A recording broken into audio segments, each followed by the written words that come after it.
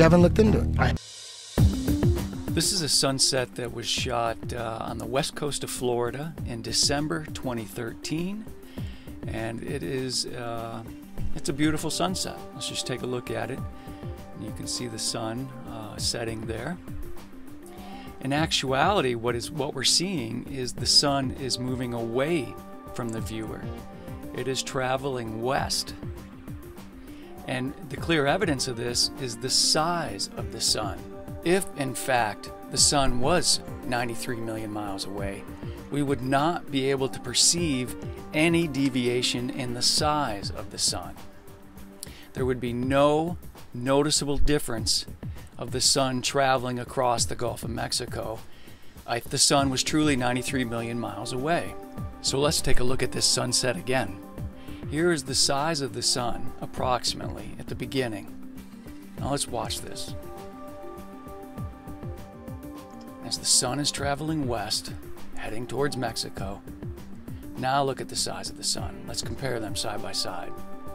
This is not possible if the sun is 93 million miles away.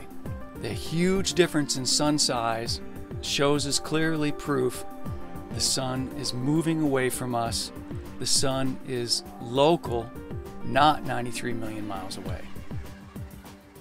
As if the Earth were actually a ball spinning daily with uniform speed around the sun. There should be exactly 12-hour days and 12-hour nights everywhere, all year round, regardless of any alleged tilt or inclination. Half the sphere would always be lit, and the other half not. The sun clearly is not 93 million miles away. The sun illuminates locally, and you can research this. This is just a fraction of the voluminous evidence proving that the heliocentric model is a lie.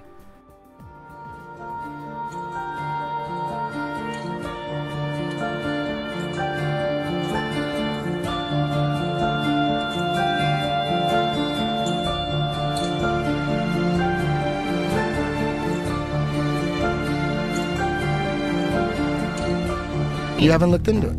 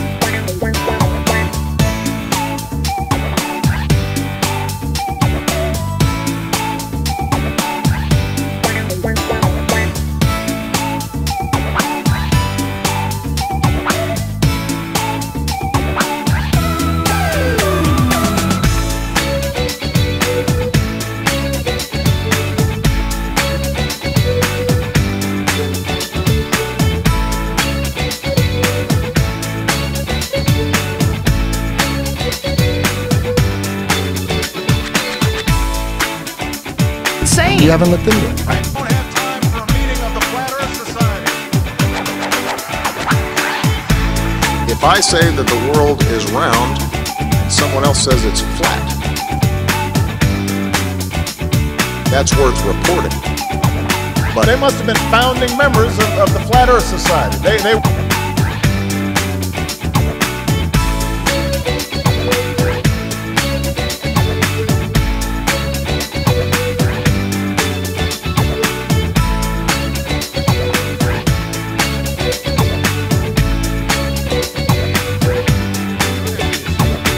So it's not actually a sphere. It's not actually a sphere. All I'm saying is, when I look at all of it, when I look at the photographic evidence, or I look at the fact that we haven't been back since 1972, when I look at the fact that no humans except the Apollo astronauts have ever gone through the Van Allen radiation belt, the fact that no one's even done a flyby around the moon since then, it seems weird to me. When I look at the press conference and I see Buzz Aldrin and Neil Armstrong and Michael Collins nervous and weird and obviously like being deceptive after they came back. You can see on the back of his shirt a couple of upticks on either side where you would expect wires to come in on either side of that harness. They're often portraying that this is live.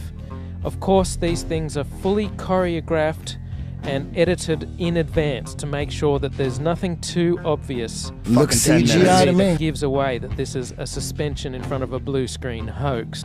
The moon landing stopped in 1972 and we haven't been back. We haven't been beyond the Van Allen belts. We must solve these challenges before we send people through this region of space, through the waves of radiation. So you spin, you know, when you spin pizza dough, it kind of flattens out. It gets wider in the middle, and so Earth, throughout its life, even when it formed, it was spinning, and it got a little wider at the equator than it does at the poles. So it's not actually a sphere. It's oblate, and officially it's an oblate spheroid. That's what we call it. But not only that, it's slightly wider below the equator than above the equator.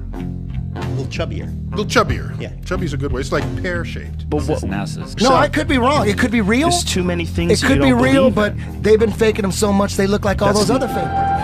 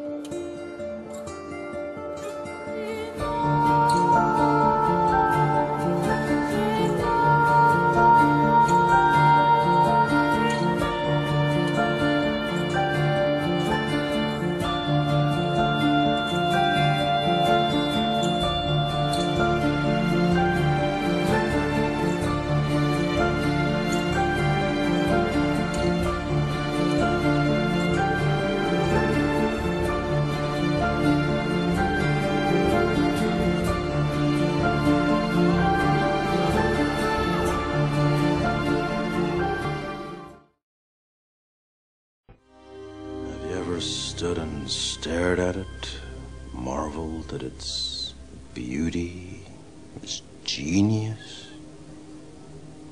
Billions of people just living out their lives.